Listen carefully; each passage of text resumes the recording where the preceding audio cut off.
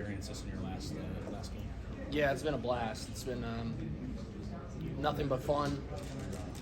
We've had a few days to be able to kind of relax, practice a little bit, have some lifts, but at the same time just really focus on being around the team and camaraderie and everything. Today is going to be our first padded practice, back at it truly. Really excited to get back out there. We had a skelly yesterday, 2 days ago, but it's been a blessing. It really has, just to be able to represent Penn State one more time, be able to do it on such a big stage like the Rose Bowl. It's just so much fun to be here and be with the teammates that I love and appreciate. How important is that camaraderie aspect of it, sir? Obviously, it's a big game, it's a big opponent, big occasion. But for you, in your last bowl trip, in your last few days, week around this team and these guys that you've known for so long, how important is that camaraderie aspect of it to you? Yeah, it's huge. It's half of it right there. Winning the game obviously is the most important, but at the same time, it's my last one. Want to be able to see those guys, one last time. It's just not going to be the same, and that's probably the one thing I going for me that I know. I've seen a bunch of guys come in and out of the program. I've heard the stories of once you leave, it's just not the same. The NFL is not the same. The work environment's not the same. It's not the locker room like college ball. So just being able to take advantage of that and really, be excited about the little things. That's the biggest takeaway for me. It's just having fun with the littlest moments with my teammates and having a blast. Sean, how has this past month been for you? Have you been able to reflect on your career yet? I would say a little bit, for sure. Just being able to look back, especially during the downtime, during the Christmas time. We were actually going through my parents' TV. It's an old TV, and they recorded all the games, so that we just went back and watched a bunch of them, and it was so much fun because we convinced them to get a new TV. So they were getting rid of it, and they were going to lose all the games on the recordings, but we were just going through it and just all the cool experiences, all the teams that I played on. It was just fantastic. Couldn't thank Penn State enough to be in the position that I've been in, and just cool day, definitely to spend time with family. Do you remember any of those games in specific that you guys looked over? Maybe some memories? Just looking back, I think, the Michigan whiteout in 2019, just being my first whiteout, was one that when I turned it on, I was like, wow, that was awesome. Just the environment, the excitement, the magnitude of that game going into that year, my first year starting too. I think that one stood out. But the list goes on and on. Games from this year, games from 2019, even games from 2018 when I was just getting a snap or two. Just being able to be out there, the excitement, just being able to play ball in front of so many people and so many great fans. It's truly been an honor. Yeah. Do you remember when you knew you wanted to come to Penn State? Like the first, just in terms of not even football, just like college in general. Yeah, I definitely do. I was visiting. I didn't visit a ton of schools. I got offered by a decent amount, but that was before everybody was touring everywhere. I'm here 6 years, so I committed almost 10 years. I feel like it was 2015. So almost 8 years ago. So it was a different time in recruiting back then. But no, for me, I remember I was driving in the car back home, and it was my dad. And my buddy Matt Bockhorst and I, who ended up going to Clemson. But we both got offered that day, and we were talking about it, and he was juiced about getting offered and everything. But I just remember I was like, I don't think I can find another place like that. It was just a different feeling when I got offered. I felt like I was really at home. I felt like it was the right fit. And then not too long later, I committed. So, it's been a long 8 years. But it's been the best 8 years of my life.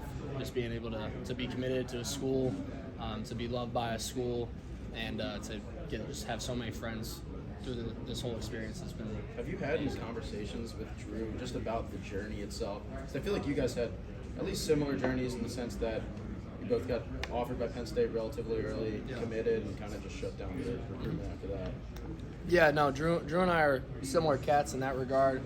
I'm not a huge social media guy. I know run a company off of it. But at the same time, I that's more the entrepreneurial side. I'm not, if you look at my social, it's pretty generic for the most part. Try to dress it up, but at the same time, Drew and I are similar on that. But from telling him stories and everything, yeah, absolutely. Just sharing experiences, sharing the ups and downs, just the little nuances of things that have happened in the past that I wish I could have done better, or things I was proud that I handled it a certain way.